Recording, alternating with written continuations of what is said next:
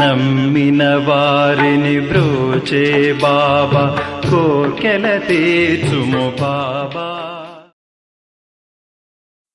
ఒక గురు పూర్ణిమ రోజున సాయి సచిత్ర రచయిత అయిన అన్నా సాహెబ్ దాబోల్కర్ అంటే హేమాడ్ పంత్ సకుటుంబంగా షిరిడీ వచ్చాడు. అతను తనతో తీసుకువచ్చిన డబ్బు 2 రోజుల లోపలే అయిపోయింది. 3వ రోజు దీక్షిత్ మోరేశ్వర్ ప్రధాన్ షిరిడీకి వచ్చారు. ప్రధాన్ తెచ్చుకున్న డబ్బు కూడా ఇట్టే అయిపోయింది. బాబా ఆ ప్రక్క రోజు ప్రధాన్ని దక్షిణ అడిగారు.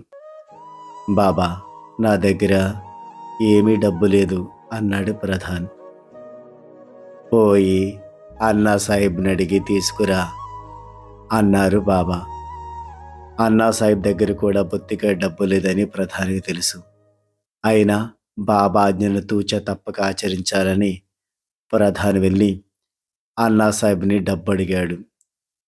ప్రధాన్ తనని డబ్బు కోసం అడగగానే అన్నా సాహెబ్ ఆశ్చర్యపోయాడు. ఎందుకంటే సరిగ్గా కొన్ని నిమిషాల క్రితమే బాంద్రాలోని తన ఇంటి నుండి ఒక వ్యక్తి ద్వారా అన్నా సాహెబ్కి డబ్బు అందింది. ఇంతలో ఆ విషయం వేరెవరికి తెలిసే అవకాశమే లేదు. నా దగ్గర డబ్బుందని మీకెలా తెలిసింది అని అడిగాడు అన్నా సాహెబ్.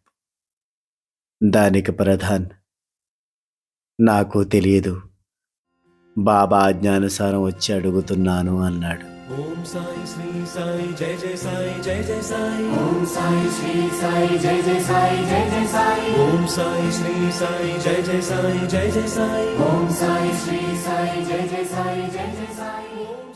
దీన్ని బట్టి బాబా సర్వజ్ఞుడు అనేది మనం గ్రహించవచ్చు. ఎవరి దగ్గర డబ్బు ఉంది, ఎక్కడ ఏం జరుగుతుంది అన్నీ కూడా బాబా గ్రహించగలరు.